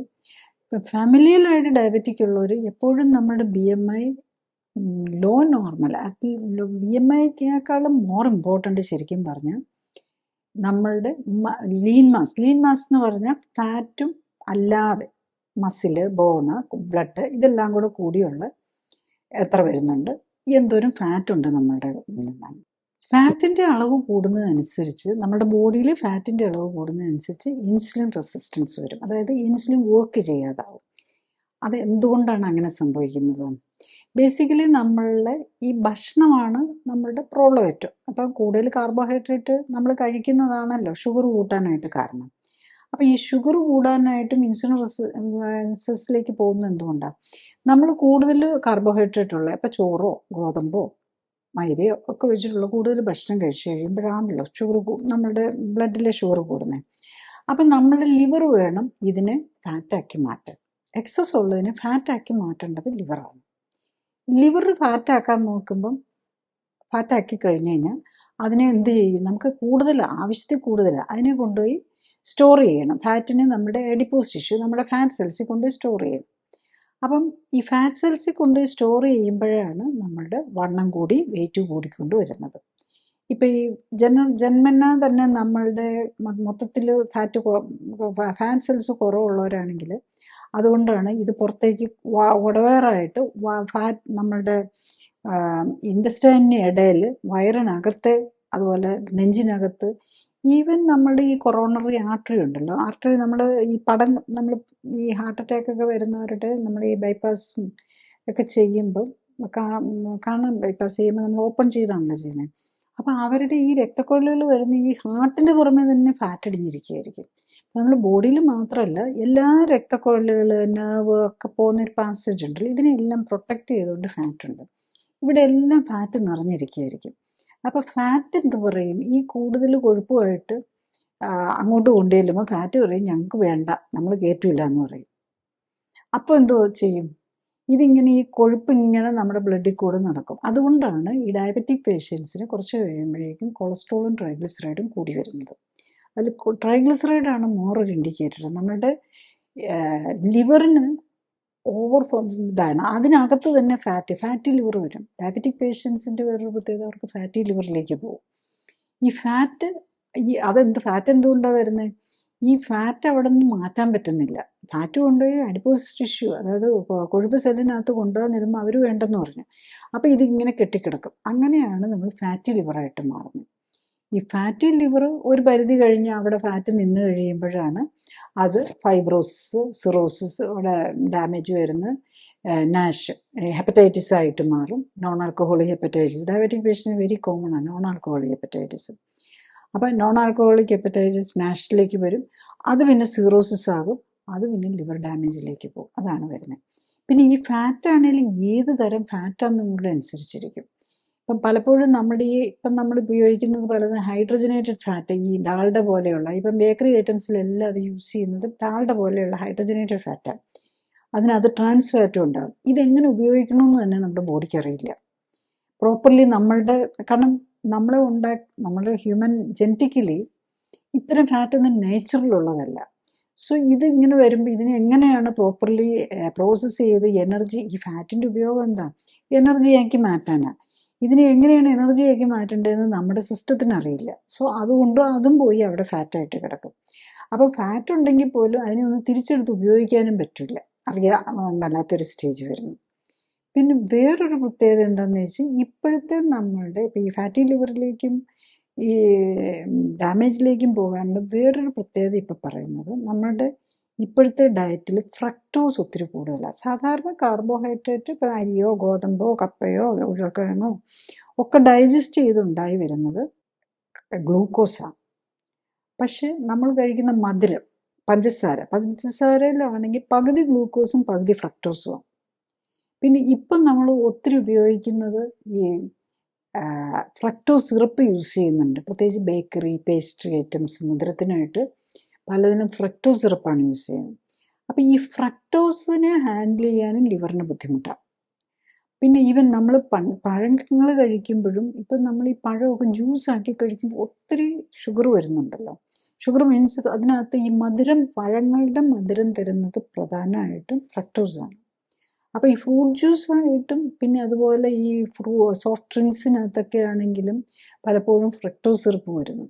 അപ്പം ഈ ഫ്രക്ടോസ് കൂടുതൽ വരുന്നത് നമ്മളുടെ ലിവറിനെ ഡാമേജ് ആക്കുന്നു. അതും നമ്മളുടെ ഈ രക്തക്കുഴലുകൾക്ക് ഡാമേജ് വരാനും ഒക്കെ കാരണമാകുന്നുണ്ടെന്നാണ് ലേറ്റസ്റ്റ് സ്റ്റഡീസ് വരുന്നത്. പ്രത്യേകിച്ച് ഫാറ്റി ലിവറിലേക്ക് പോകാനും ഡയബറ്റിക് പേഷ്യൻസിൻ്റെ പല കോംപ്ലിക്കേഷൻസിനും ഉണ്ടാക്കാനും ലിവറിൻ്റെ ഫങ്ഷൻ, കാരണം ലിവറാണല്ലോ എല്ലാം ഉണ്ടാക്കേണ്ടത്. അപ്പം ലിവറിൻ്റെ ഡാമേജ് വരുന്നതോടുകൂടി എല്ലാ സിസ്റ്റത്തിനും അതിൻ്റേതായ ഇമ്പാക്റ്റ് ഉണ്ടാകുന്നുള്ളൂ. അപ്പം ഈ ഡയബറ്റിക് പേഷ്യൻറ്റിൻ്റെ വേറൊരു പ്രോബ്ലം എന്താണെന്ന് വെച്ച് കഴിഞ്ഞാൽ അവർക്ക് ചിലർ കൂടുതൽ ഫ്രജൈലായിരിക്കും, അവർ ഹൈപ്പോഗ്ലൈസിമിയിലേക്ക് പോകും. അപ്പം മെഡിക്കേഷൻ്റെ സൈഡ് ഇഫക്റ്റ് ആയിട്ട് വരുന്നത് ഏറ്റവും വലുത്, പ്രത്യേകിച്ച് ഇൻസുലിൻ്റെയും എല്ലാ ഡയബറ്റിക് മെഡിസിൻ്റെയും സൈഡ് ഇഫക്റ്റ് എന്താണെന്ന് വെച്ചാൽ ഹൈപ്പോഗ്ലൈസിമിയ, അതായത് ഷുഗർ കുറഞ്ഞു പോകും. ഷുഗർ കുറഞ്ഞു വരുമ്പോൾ തന്നെ എന്ത് പറ്റും, മിക്കവാറും ഡയബറ്റിക് മരുന്നുകൾ എടുക്കുന്നവർക്കറിയാം, അവർ രാവിലെ ഇൻസുലിനോ അല്ലെങ്കിൽ ഡയബറ്റീസിൻ്റെ മരുന്ന് 8 മണിക്ക് ബ്രേക്ക്ഫാസ്റ്റും കഴിച്ച് കഴിഞ്ഞാൽ ഒരു 11 മണി 12 മണി ആകുമ്പോഴേക്കും കൈ കാലൊക്കെ വിറയ്ക്കാൻ തുടങ്ങും, ക്ഷീണം വരും. അല്ലെങ്കിൽ അപ്പോഴേക്കും ഭക്ഷണം കഴിച്ചില്ലെങ്കിൽ അവർക്ക് തലകറക്കം വരും. അതുകൊണ്ട് എന്താ വെച്ചാൽ അവർ ചെയ്യുക, അവർ ആ സമയം ആകുമ്പോഴേക്കും അവർ ഫുഡ് എടുക്കാനായിട്ട് ഡയറ്റൊക്കെ ചെയ്യണം, വെയിറ്റ് കുറയ്ക്കണമെന്നൊക്കെ ആഗ്രഹമുണ്ട്, പക്ഷെ സാധിക്കുകയില്ല. കാരണം ടയർഡ്നെസ് വരും, വിറയൽ വരും, ഫങ്ഷൻ ചെയ്യാൻ പറ്റില്ല. അപ്പം അതിന് കോമ്പാക്ട് ചെയ്യാനായിട്ട് ഇവൻ മധുരം തന്നെ എടുത്ത് കഴിക്കും. അപ്പോൾ എല്ലാവരോടും പറയില്ല, ഇൻസുലിനൊക്കെ എടുക്കുന്നവരെപ്പോഴും ഷുഗർ കയ്യിൽ വെച്ചിരിക്കണം, ഓർ സ്വീറ്റ്സ് എന്തെങ്കിലും കയ്യിൽ വെച്ചിരിക്കണം. കാരണം ഹൈപ്പോഗ്ലൈസീമിയ നമുക്ക് കൂടുതൽ ഡേഞ്ചറസ് ആണ്. ഇപ്പം നമുക്ക് 300 400 ഷുഗറുള്ള ഒരു പേഷ്യൻറ്റിനും ഒരു കുഴപ്പമില്ലാതെ നടക്കാൻ പറ്റും. പക്ഷെ ഷുഗർ മിനിമം 70ഒക്കെയാണ് ലോ ഷുഗർ നോർമൽ എന്ന് പറയുന്നത്. പക്ഷെ അത് 60ലേക്കോ 50ലേക്കോ 40ലേക്ക് പോയി കഴിഞ്ഞാൽ നമുക്ക് ബോധക്കേട് വരും, നമ്മുടെ കോമയിലേക്ക് പോകാം. നമ്മുടെ ബ്രെയിനിന് വേണ്ട അത്യാവശ്യം ഫങ്ഷൻ ചെയ്യാൻ, ബ്രെയിൻ സെൽസിന് ഫങ്ഷൻ ചെയ്യാൻ ഗ്ലൂക്കോസ് ആവശ്യമാണ്. ഗ്ലൂക്കോസ് ഇല്ലാതെ ബ്രെയിൻ സെൽസിന് ഫങ്ഷൻ ചെയ്യാം. പക്ഷെ അത് നമ്മൾ ഗ്രാജുവൽ അതിലേക്ക് ഒരു കീറ്റോൺ ബോഡി യൂസേജിലേക്ക് കൊണ്ടുപോകണം. അല്ലാതെ ഈ മരുന്ന് വെച്ചിട്ട് ഹൈപ്പോഗ്ലൈസീമിയ വരുമ്പം വന്ന ഉടനെ അത് കീറ്റോൺ ബോഡി ഒന്നും യൂസ് ചെയ്യാൻ പറ്റില്ല. അപ്പോൾ നമ്മൾ കീറ്റോ ഡയറ്റ് എന്നൊക്കെ പറഞ്ഞ് പല ട്രീറ്റ്മെൻറ്റിൻ്റെ പാർട്ടായിട്ട് നമ്മൾ പലപ്പോഴും എടുക്കുമ്പം അവർക്കിപ്പം ഒരു ക്യാൻസർ പേഷ്യൻറ്റിന് ട്രീറ്റ്മെൻറ്റിനോ അല്ലെ എപ്പിലിപ്സിയുടെ ട്രീറ്റ്മെൻറ്റിനോ ഒക്കെ നമുക്ക് കീറ്റോ ഡയറ്റ് യൂസ് ചെയ്യാം. It's very beneficial. പക്ഷേ അത് നമുക്ക് ഒരു ദിവസം പെട്ടെന്ന് നമ്മൾ ഗ്ലൂക്കോസ് കട്ട് ചെയ്യുകയല്ല ചെയ്യുന്നത്. ഗ്ലൂക്കോസ് കുറച്ചുകൊണ്ട് വന്ന് എന്നാൽ പോലും നമുക്ക് ഒരു 50 to 100 ഗ്രാം ഗ്ലൂക്കോസ് നമുക്ക് ഈ ഇതിലുള്ളവർക്ക് പോലും എടുക്കുന്നതിന് കുഴപ്പമില്ല. അപ്പം അതാണ് ഇവിടെ വരുന്നത്. അപ്പം ഈ ഡയബറ്റിക് പേഷ്യൻസിന് ഈ ബ്രെയിൻ സെൽസിന് കീറ്റോൺ ബോഡി ഒന്നും എടുക്കാനുള്ള സമയം കിട്ടില്ല. അവർ എപ്പോഴും ഷുഗർ കൂടി നിൽക്കുക. അപ്പം ബോഡി അതിനോ ബ്രെയിൻ സെൽസ് ഒന്നും അതിന് പ്രിപ്പയർഡ് അല്ല. അപ്പം പെട്ടെന്ന് ഇൻസുലിൻ എടുത്തു, അവർ അന്നൊരു ദിവസം ഭക്ഷണം കഴിക്കാൻ പറ്റിയില്ല, അല്ലെങ്കിൽ കഴിച്ചത് ഛർദ്ദിച്ചു, അല്ലെങ്കിൽ ഛർദ്ദിച്ചു ഇല്ല, അത് അബ്സോർപ്ഷൻ നടന്നില്ല, ഇൻഡസ്റ്റൈനൽ പ്രോബ്ലം വന്നു. അപ്പം മതി ഒരു ഹൈപ്പോഗ്ലൈസീമിയയിലേക്ക് പോകാൻ. നമ്മൾ പലപ്പോഴും ഇപ്പം നമ്മൾ കാണുന്ന എന്താ, ഡയബറ്റിക് പേഷ്യൻസ് നൈറ്റിൽ ഒരു ഇൻസുലിൻ ഇഞ്ചക്ഷൻ കൂടെ എടുത്തിട്ടാണ് നടക്കുന്നത്. അപ്പം നമ്മൾ വല്ല പുറത്തുനിന്നുള്ള ഫുഡാണ്, ഇൻഡൈജഷൻ ഉണ്ടാക്കുന്ന ഫുഡാണ് കഴിച്ചതെന്നുണ്ടെങ്കിൽ അത് ഉള്ളിലേക്ക് അബ്സോർബ് ചെയ്യാതെ ഇരുന്നാൽ മതി. ഇൻസുലിനും എടുത്തിട്ട് നമ്മൾ കിടന്നുറങ്ങിയാൽ ചിലപ്പോൾ ഹൈപ്പോഗ്ലൈസീമിയയിലേക്ക് നൈറ്റിലൊക്കെ പോവാം. പലരും അങ്ങനെ സംഭവിക്കുന്നുണ്ട്. നൈറ്റിൽ ഇൻസുലിൻ എടുക്കുന്നവർക്ക് ഹൈപ്പോഗ്ലൈസീമിക് അറ്റാക്ക് വരുന്നത്. ഇൻസുലിൻ മാത്രമല്ല, ഡയബറ്റിക് മെഡിസിൻസ് എടുത്തു കഴിഞ്ഞാലും ഇൻസുലിൻ്റെ അളവ് കൂട്ടുവാണല്ലോ ചെയ്യുന്നത്. അപ്പോൾ അതാണ് ഇതിൻ്റെ ഏറ്റവും വലിയ സൈഡ് എഫക്റ്റ് വരുന്നത്. അപ്പം നമ്മളൊരു ട്രീറ്റ്മെൻറ്റ് ആസ്പെക്റ്റിലേക്ക് നമ്മൾ നോക്കുമ്പം ഡയബറ്റിസ് കൺട്രോൾ ചെയ്യാൻ നമുക്ക് കാരണം മരുന്നോ ഓപ്പറേഷനോ അല്ല ഡയബറ്റിസിൻ്റെ മരുന്നിൻ്റെ കുറവ് കൊണ്ടല്ല ഡയബറ്റിസ് വരുന്നത്. അപ്പം നമ്മളുടെ ഡയബറ്റിസ് വരാൻ കാരണം എന്താ? Excess calorie in food, excess glucose in ഭക്ഷണത്തിലുള്ള കൂടുതൽ ഗ്ലൂക്കോസും ആണ് നമ്മളുടെ ഗ്ലൂക്കോസ് കൂടാനുള്ള കാരണം. ഗ്ലൂക്കോസ് കൂടുമ്പോഴാണ് ഡയബറ്റിസ് എന്ന് പറയുന്നത്. അപ്പോൾ നമ്മൾ ഭക്ഷണത്തിലാണ് നമ്മൾ കൺട്രോൾ ചെയ്യേണ്ടത്. ഭക്ഷണത്തിൻ്റെ പ്രോബ്ലമാണ്, പിന്നെ എക്സസൈസിൻ്റെ കുറവും. ഇപ്പം നമുക്ക് ഇത്രയും ഡയബറ്റിസ് കൂടാൻ കാരണം നമ്മളുടെ ജീവിതശൈലിയിൽ ഫിസിക്കൽ ആക്ടിവിറ്റി വരുന്നില്ല, അതേസമയത്ത് കാലറി കൂടുതലുള്ള ഭക്ഷണം വരുന്നു. അതിനൊപ്പം തന്നെ പലതരം ന്യൂട്രീഷനും കുറവുമായിരിക്കും. കാർബോഹൈഡ്രേറ്റും ഫാറ്റും കൂടുതലായിരിക്കും.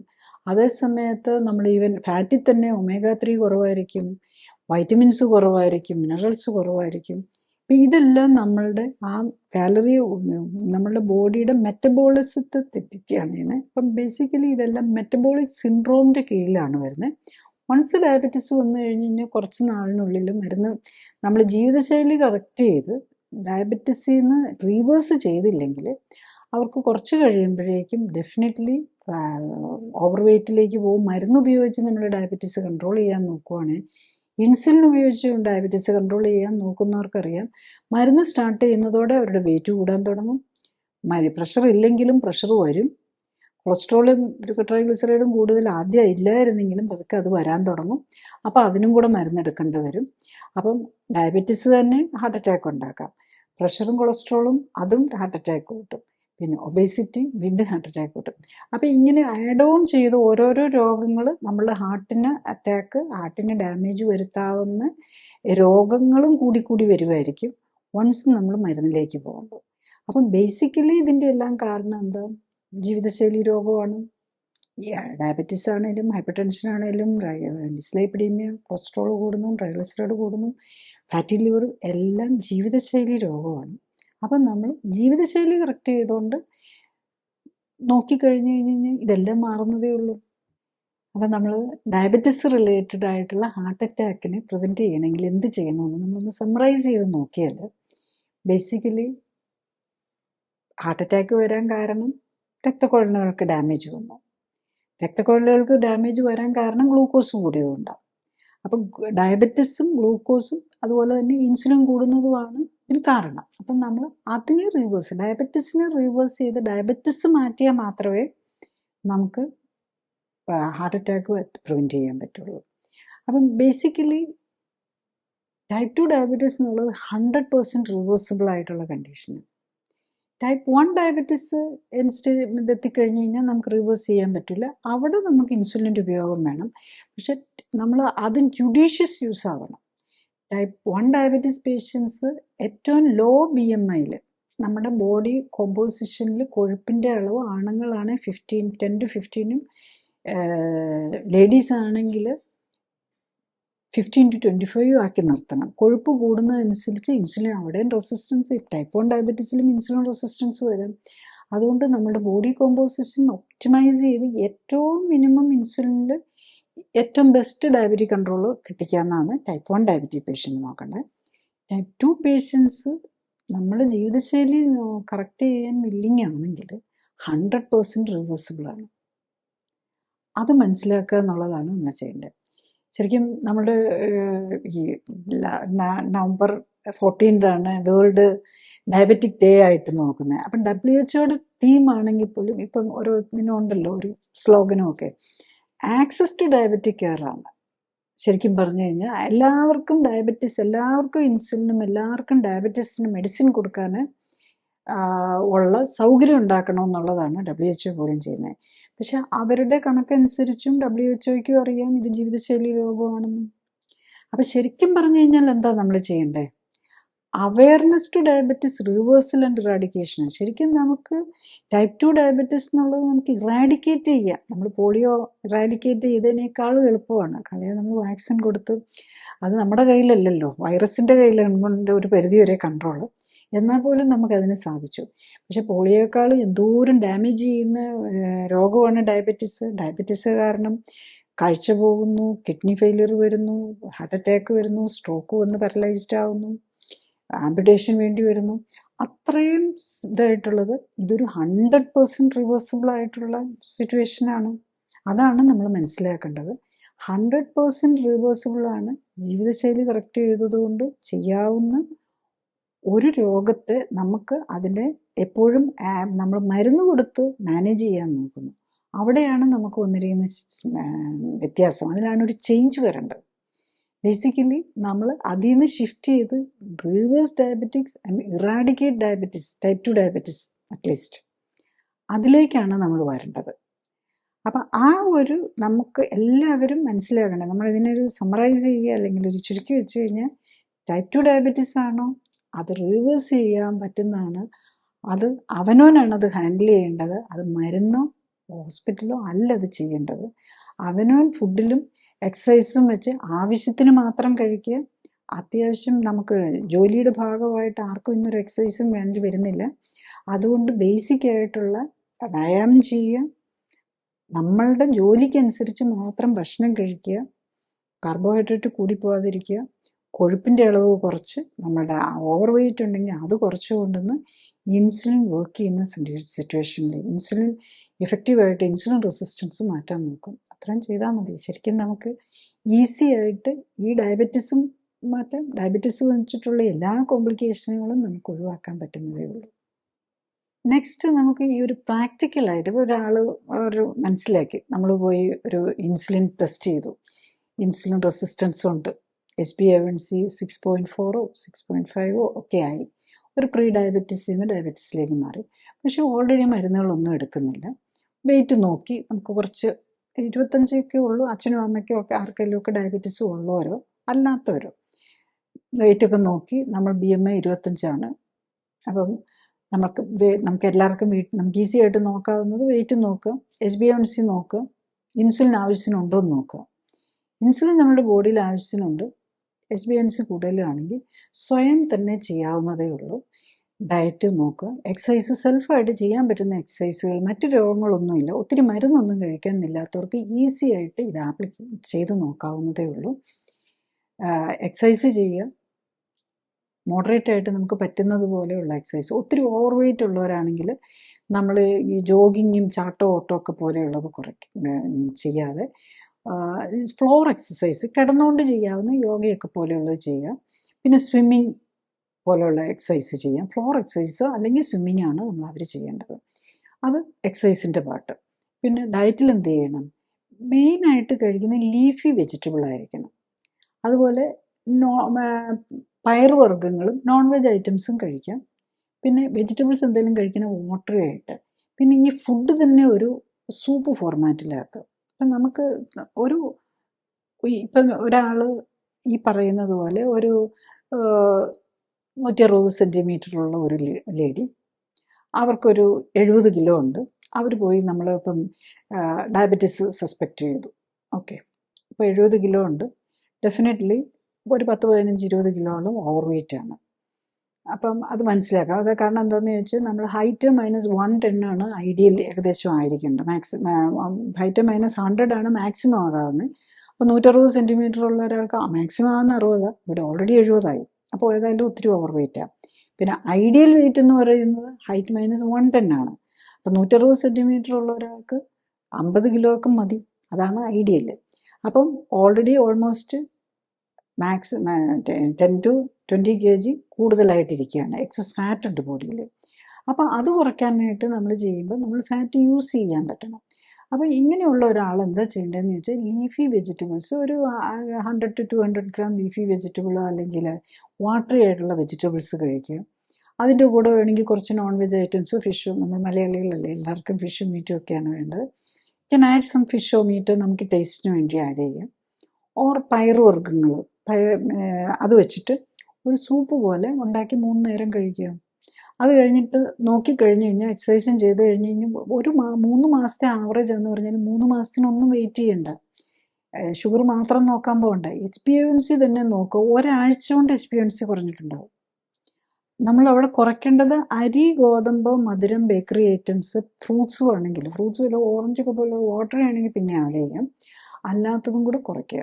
അപ്പോൾ ഈ ലീഫി വെജിറ്റബിൾസും watery fruits or watery vegetables അത് മോഡറേറ്റ് ക്വാണ്ടിറ്റി, അതും ഇഷ്ടം പോലെ കഴിക്കുക എന്നുള്ളതല്ല, ഏറ്റവും കുറഞ്ഞ ക്വാണ്ടിറ്റിയിൽ കഴിക്കുക. കറക്റ്റായിട്ട് നോക്കുകയാണെങ്കിൽ, എക്സസൈസും ചെയ്യുകയാണെങ്കിൽ ഇനിഷ്യലി ഒരാഴ്ചയിൽ 1 കിലോയിലും കുറയ്ക്കാൻ പറ്റും. അവർ കറക്റ്റായിട്ട് നോക്കുന്നുണ്ടെങ്കിൽ ഡെഫിനറ്റ്ലി ഒരാഴ്ച തുടക്കത്തിൽ 1 to 2 kg കുറയ്ക്കാൻ പറ്റും.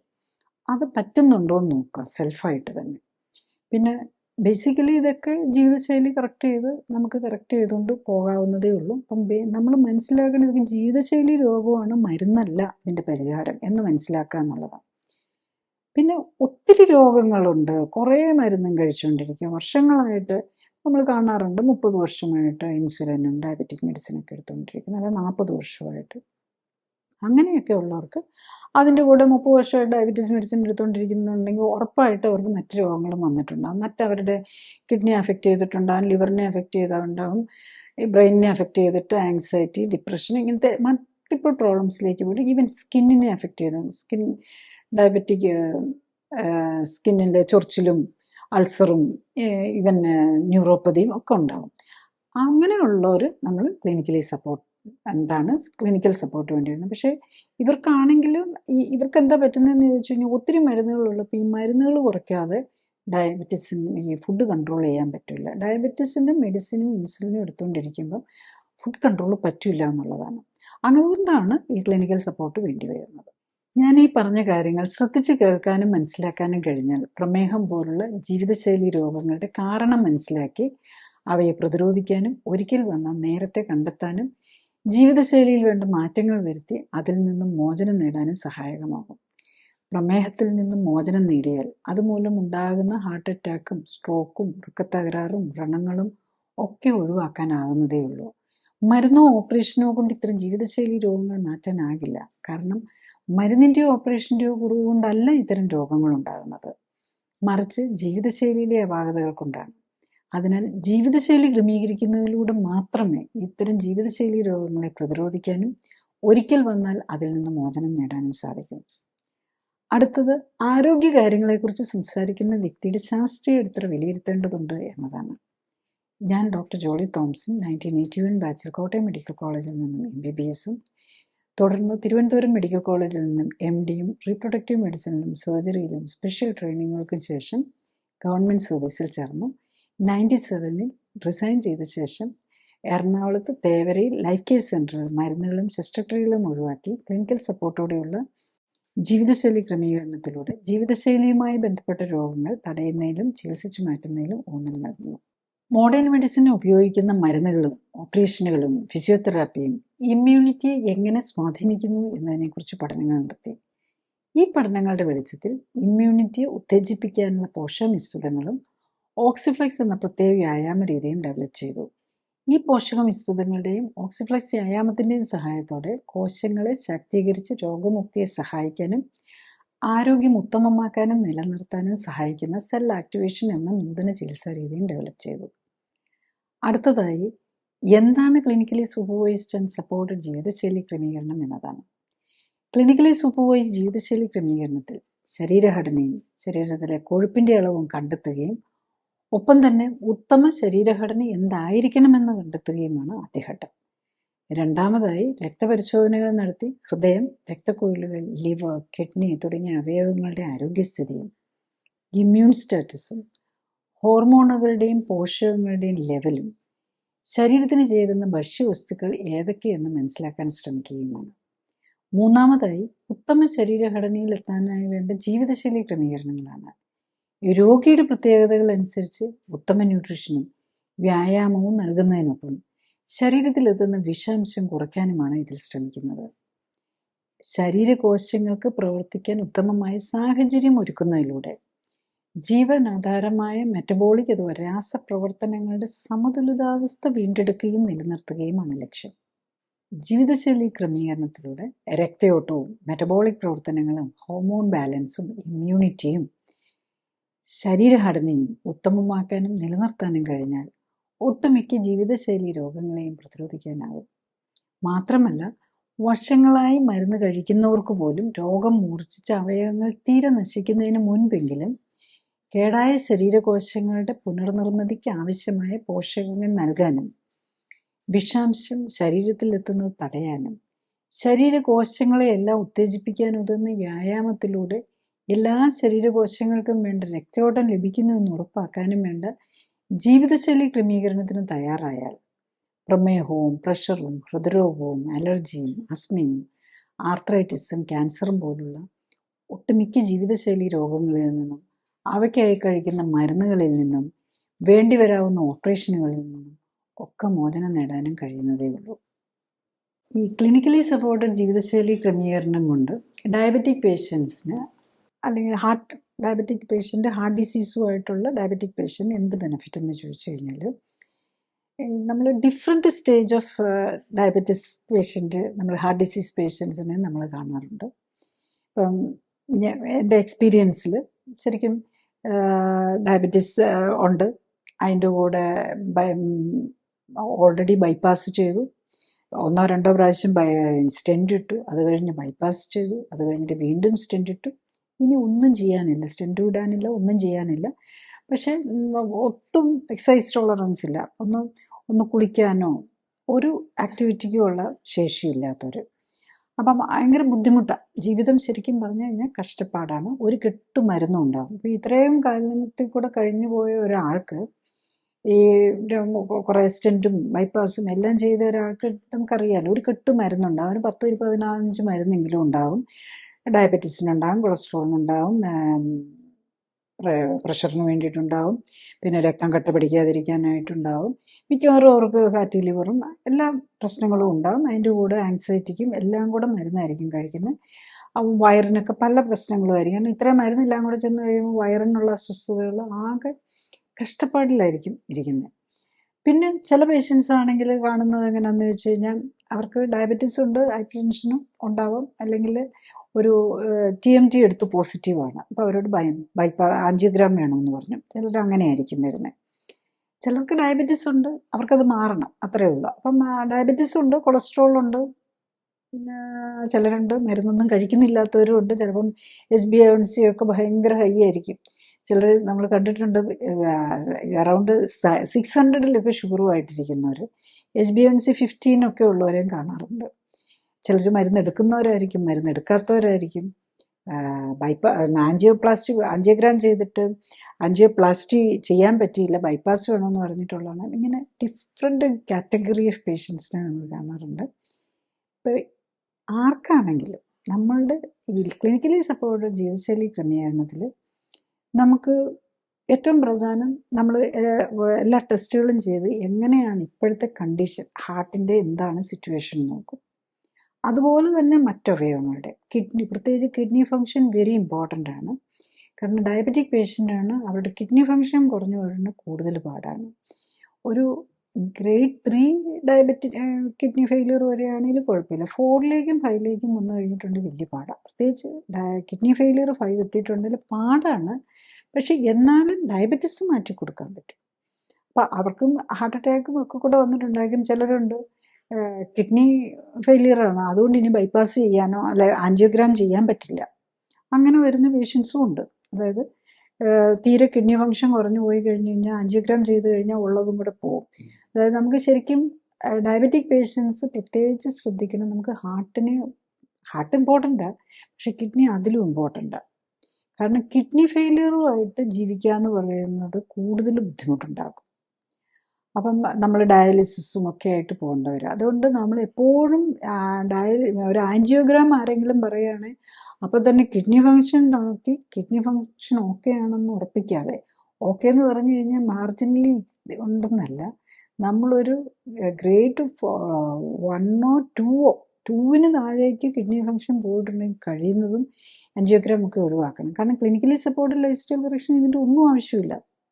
നമുക്ക് ഡയബറ്റീസ് മാത്രമാണെങ്കിൽ നമുക്ക് ഇങ്ങനത്തെ ടെസ്റ്റുകൾ ഒന്നും ആവശ്യമില്ല. നമ്മൾ ബ്ലഡ് ടെസ്റ്റുകളാണ് നോക്കുന്നത്. ഹാർട്ടിൻ്റെ ഫങ്ഷൻ നോക്കാൻ നമ്മൾ നോക്കുന്നത് എക്കോയും ഈ CIMT, നമ്മൾ എത്ര രക്തക്കുഴലുകളിൽ ബ്ലോക്ക് ഉണ്ട്, അല്ലെങ്കിൽ HSCRP, ട്രൊപ്പോണിൻ ലെവൽ, ഇതൊക്കെയാണ് നോക്കുന്നത്. അപ്പം ഇതൊക്കെ നമുക്ക് എവറി വീക്ക് ബ്ലഡ് ടെസ്റ്റുകളാകുമ്പോൾ നമുക്ക് എവറി വീക്ക് ഇനിഷ്യലി ആദ്യത്തെ 3 വീക്സിൽ എവറി വീക്ക് നോക്കും, പിന്നെ മന്ത്ലി നോക്കും. ഇതാണ് വരുന്നത്. ഇപ്പം കിഡ്നി ഫെയിലിയർ ഉള്ള പേഷ്യൻസിനെയാണ് നമുക്ക് ഏറ്റവും ട്രീറ്റ് ചെയ്യാൻ ബുദ്ധിമുട്ടുള്ളത്. പക്ഷേ ഈവൻ കിഡ്നി ഫെയിലിയറിലുള്ളവർക്കാണെങ്കിൽ പോലും നമ്മൾ വിതിൻ എ മന്ത് എല്ലാ മരുന്നുകളും കുറച്ചുകൊണ്ടൊന്ന് നിർത്താൻ പറ്റുമെന്നുള്ളതാണ്. ഉള്ളി ഇപ്പോൾ സ്റ്റെൻറ്റ് ഇട്ടിരിക്കുന്ന ഒരു പേഷ്യൻ്റ്, ഓൾറെഡി സ്റ്റെൻറ്റ് ഇട്ടു, ഒരു 2 മാസമായിട്ടുള്ളെങ്കിൽ അവർ 1 ഇയർ രക്തം കട്ടുപിടിക്കാനുള്ള നമ്മൾ ഈ യൂഷ്വലി കൊടുക്കുന്ന ആസ്പിരിനും ക്ലോപ്പിഡോഗ്രിലും പോലെയുള്ള മരുന്ന് 1 ഇയർ വരെ കഴിച്ചേ പറ്റുള്ളൂ. ബാക്കിയുള്ള എല്ലാ മരുന്നും കുറച്ചുകൊണ്ടോ നിർത്താൻ പറ്റും. ഡയബറ്റിസ് ടൈപ്പ് 2 ഡയബറ്റിസ് ആണെന്ന് നമ്മൾ ഉറപ്പിച്ചാൽ, അതായത് നമ്മൾ ടൈപ്പ് 2 ഡയബറ്റിസ് ആണെന്ന് ഉറപ്പിക്കുന്നത് ഇൻസുലിനും സി പെപ്റ്റൈഡും നോക്കിയിട്ടാണ്. ഇൻസുലിൻ സി പെപ്റ്റൈഡും നോർമൽ ഇതിലുള്ള ഒരു പേഷ്യൻ്റാണ്. എല്ലാ ഡയബറ്റിക് പേഷ്യൻറ്റും അവർ എത്ര വർഷമായിട്ട് ഡയബറ്റീസിന് മരുന്ന് കഴിക്കുന്നവരാണേലും ഇൻസുലിൻ എടുക്കുന്നവരാണേലും എല്ലാ മരുന്നും നിർത്തിയിട്ടാണ് നമ്മൾ തുടങ്ങുന്നത്. തുടങ്ങുമ്പോൾ നമ്മൾ മരുന്ന് എല്ലാവർക്കും പേടിയാണ്. ഈ നമ്മൾ ഡോക്ടറെ ഞങ്ങൾ ഇത്രയും നാളായിട്ട് ഡയബറ്റീസിൻ്റെ മരുന്നൊക്കെ പെട്ടെന്ന് അങ്ങ് നിർത്താമോ എന്ന് ചോദിക്കും. ഡയബറ്റീസിൻ്റെ മരുന്ന് നിർത്താതെ നമുക്ക് ഒരിക്കലും ഡയറ്റ് കൺട്രോൾ ചെയ്യാൻ പറ്റില്ല. കാരണം ഡയബറ്റീസിൻ്റെ മരുന്ന് എടുക്കുന്നുണ്ടോ, അവർ ഗ്ലൂക്കോസ് ഹൈ കാർബോഹൈഡ്രേറ്റ് ഡയറ്റ് കഴിക്കാതെ അവർക്ക് പറ്റില്ല. അല്ലെങ്കിൽ അവരുടെ ഹൈപ്പോഗ്ലൈസീമിയ വന്ന ഒരു ബ്രെയിൻ ഡാമേജിലേക്ക് പോകും.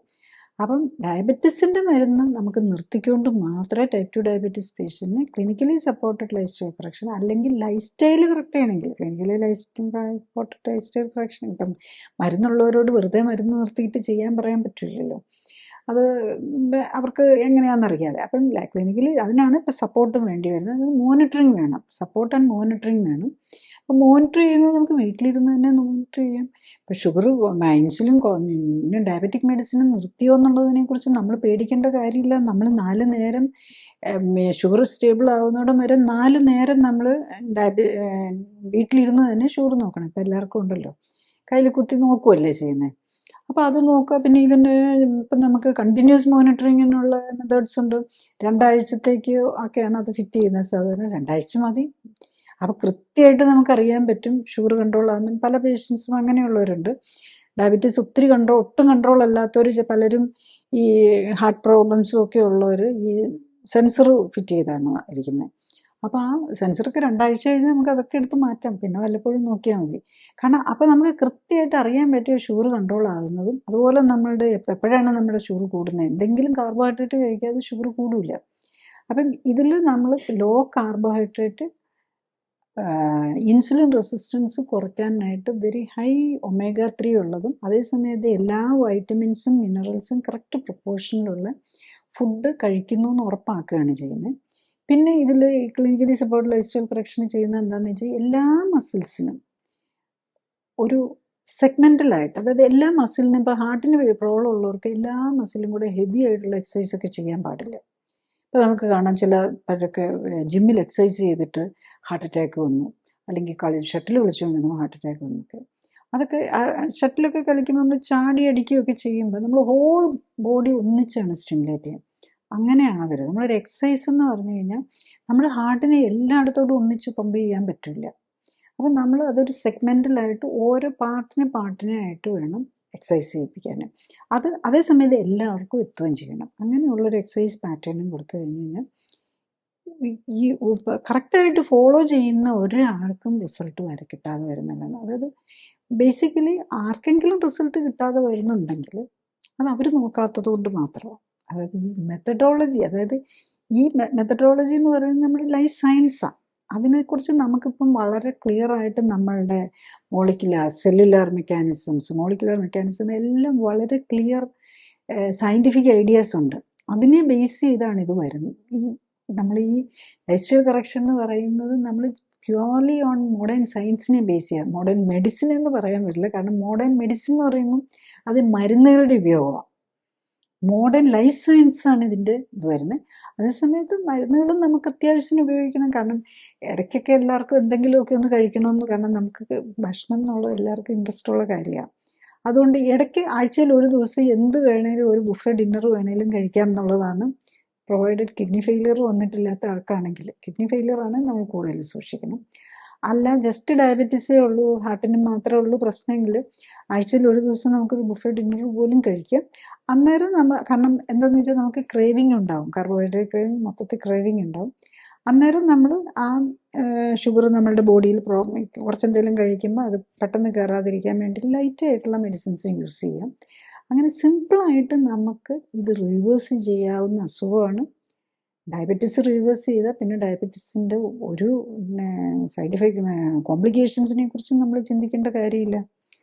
അപ്പോൾ അതോടുകൂടി ഡയബറ്റീസ് മാത്രമല്ല മാറുന്നത്, ഏതൊക്കെ ലൈഫ് സ്റ്റൈൽ ഡിസീസ് ഉണ്ടോ, ആർത്രൈറ്റിസോ അലർജിയോ ആസ്മയോ ഒക്കെ ഉണ്ടെങ്കിൽ അതും ഇതിൻ്റെ കൂടെ മാറുമെന്നുള്ളതാണ്. മറ്റേതിനാണെങ്കിൽ നമ്മൾ ഓരോന്നിനും മരുന്ന് കഴിച്ചുകൊണ്ടിരിക്കണം. ഇത് ഒറ്റയടിക്ക് നമ്മുടെ എല്ലാ പ്രശ്നങ്ങൾക്കും, അതായത് ജീവിതശൈലിയായിട്ട് ബന്ധപ്പെട്ടിട്ടുള്ള പ്രശ്നങ്ങൾക്ക് നമുക്ക് പരിഹാരമാകും. ഈവൻ സൈക്യാട്രിക് മെഡിസിൻസ് എടുക്കുന്നവർ, ഡിപ്രഷൻ, ആങ്സൈറ്റി ഓർ മരുന്നുകൊണ്ടും പറ്റാതിരിക്കുന്നത്, അങ്ങനെ ഡിഫറെൻറ്റ് ലെവലിലുള്ള ആൾക്കാർക്ക് നമ്മൾ കാണുന്നുണ്ട്. ഒൺലി തിങ് നമ്മൾ മെൻ്റലി ഇത് മനസ്സിലാക്കാൻ പറ്റണം. ഇപ്പം ചിലർ പറയും, ഡോക്ടർ പറയും, ഇപ്പം ഈ വീഡിയോസൊക്കെ കണ്ട് ചിലർ എഴുതും ഷോർട്ടാക്കി ചെയ്യണം, അല്ലെങ്കിൽ മനസ്സിലാകുന്നില്ലെങ്കിൽ നമ്മൾ അവർ മനസ്സിലാക്കേണ്ടത് എന്താണെന്ന് ചോദിച്ചു കഴിഞ്ഞാൽ അവർക്ക് അതിന് ക്ഷമയില്ല. ചിലപ്പോൾ നമ്മളുടെ ഓരോരുത്തർക്കും ഇപ്പം എല്ലാവർക്കും ഡിസ്റ്റിങ്ഷനും ഫസ്റ്റ് റാങ്കും ഡിസ്റ്റിങ്ഷനും ഒന്നും കിട്ടുന്നില്ലല്ലോ, ഫസ്റ്റ് ക്ലാസ്സും കിട്ടുന്നില്ല. നമ്മളുടെ മനസ്സിലാക്കാനുള്ള കഴിവ് കുറവാണ്. അപ്പം നമ്മൾ മോർ എഫേർട്ട് എടുത്ത്, ഇപ്പോൾ കുട്ടികൾ അങ്ങനെയാണല്ലോ, അപ്പം ചിലർ കൂടുതൽ എഫേർട്ട് എടുത്ത് പഠിക്കേണ്ടി വരും. അപ്പം ബേസിക്കലി ഇത് നമ്മൾ 5 മിനിറ്റ് കൊണ്ടോ 10 മിനിറ്റ് കൊണ്ടോ പറഞ്ഞാലൊന്നും ഇത് മനസ്സിലാക്കാൻ പറ്റില്ല. അതുകൊണ്ടാണ് കൂടുതൽ ടൈം എടുത്ത് ഡീറ്റെയിൽ ആയിട്ട് പറയുന്നത്. കാരണം ഇത് അത്ര കോംപ്ലിക്കേറ്റഡാണ്. നമ്മുടെ ലൈഫ് സയൻസാണ്. നമ്മൾ എത്ര വർഷമാണ് മലയാളം ഇംഗ്ലീഷും മാത്സും പഠിക്കാനായിട്ട് സ്കൂളിൽ സ്പെൻഡ് ചെയ്യുന്നത്. അപ്പം നമ്മുടെ ബോഡിയെക്കുറിച്ച് പഠിക്കണമെങ്കിലും അത് മനസ്സിലാക്കി അതിനെ ഹെൽത്തി ആയിട്ട് കൊണ്ടുപോകണമെന്നുണ്ടെങ്കിലും ഡെഫിനറ്റ്ലി നമ്മൾ എഫേർട്ട് എടുക്കണം, അതിനുവേണ്ടി പഠിക്കാനുള്ളൊരു ശ്രമം നടത്തണം. ക്ലിനിക്കലി സപ്പോർട്ടഡ് ജീവിതശൈലി ക്രമീകരണത്തിൽ രോഗലക്ഷണങ്ങളെ അല്ല ഫോക്കസ് ചെയ്യുന്നത്, അതിൻ്റെ അടിസ്ഥാന കാരണമായ ശരീരഘടനയിലെയും ഹോർമോൺ ബാലൻസിലെയും ഇമ്മ്യൂണിറ്റിയിലെയും വ്യതിയാനങ്ങളെയും അവയ്ക്ക് കാരണമായ ജീവിതശൈലിയിലെ അപാകതകൾ പരിഹരിക്കാനുമാണ്. അതുകൊണ്ടാണ് ഏത് പ്രായത്തിലുള്ള ആൾക്കും ഒരേ സമയം വ്യത്യസ്ത രോഗങ്ങൾക്കും രോഗലക്ഷണങ്ങൾക്കും അസ്വസ്ഥതകൾക്കും ആശ്വാസം ലഭിക്കുന്നത്. രോഗമുക്തിക്ക് ആധാരം ഇമ്മ്യൂൺ സിസ്റ്റമാണ്. ഇമ്മ്യൂൺ സിസ്റ്റത്തിന് ഉത്തമമായി പ്രവർത്തിക്കാനുള്ള അവസരം ഒരുക്കുകയും അതിലൂടെ ശരീരത്തിൻ്റെ സെൽഫ് ഹീലിംഗ് പവറിനെ ഉത്തേജിപ്പിക്കുകയുമാണ് വേണ്ടത്. സ്വയം ജീവിതശൈലി ക്രമീകരിച്ച് ആരോഗ്യം ഉത്തമമാക്കി നിലനിർത്താനാണ് എല്ലാവരും ശ്രമിക്കേണ്ടത്. അതിന് കഴിയാതെ വരികയോ ഹൃദ്രോഗവും ക്യാൻസറും പോലുള്ള മാരകരോഗങ്ങൾ സംശയിക്കപ്പെടുമ്പോഴും ഒന്നിൽ കൂടുതൽ രോഗങ്ങളുള്ളവർക്കും മരുന്നുകൾ ദീർഘകാലം ഉപയോഗിക്കേണ്ടി വരുന്നവർക്കും മരുന്നുകൾ കൊണ്ടും അസ്വസ്ഥതകൾ മാറ്റാൻ കഴിയാതെ വരുമ്പോഴും ഓപ്പറേഷൻ ആവശ്യമായി വരുന്നവർക്കുമാണ് ക്ലിനിക്കൽ സപ്പോർട്ടോടെയും സൂപ്പർവിഷനോടെയും ഉള്ള ജീവിതശൈലി ക്രമീകരണം ആവശ്യമായി വരുന്നത്. ജീവിതശൈലി ക്രമീകരണത്തിൻ്റെ ശാസ്ത്രീയ വശങ്ങളെക്കുറിച്ചും ക്ലിനിക്കൽ സപ്പോർട്ടോടെയുള്ള ജീവിതശൈലി ക്രമീകരണത്തെക്കുറിച്ചും വെബ്സൈറ്റിൽ നിന്നും യൂട്യൂബിൽ നിന്നും കൂടുതൽ അറിയാനാകും. ഡോക്ടറേക്കാൾ അറിവ് നേടാം എന്ന യൂട്യൂബ് സീരീസിലെ വീഡിയോകളും നൂതന സമീപനം എന്ന സീരീസിലെ ആദ്യ വീഡിയോയും നിങ്ങളുടെ രോഗത്തെക്കുറിച്ചുള്ള വീഡിയോകളും ചികിത്സ എങ്ങനെയാകണം എന്ന സീരീസിലെ വീഡിയോയും കാണാൻ പ്രത്യേകം ശ്രദ്ധിക്കുക. ഫേസ്ബുക്കിലും യൂട്യൂബിലും എല്ലാ ശനിയാഴ്ചയും 2:30 ലൈവ് എപ്പിസോഡുകളും നിങ്ങളുടെ രോഗവുമായി ബന്ധപ്പെട്ട കഴിഞ്ഞുപോയ എപ്പിസോഡുകളും കാണുന്നതും നല്ലതാണ്. Thank you.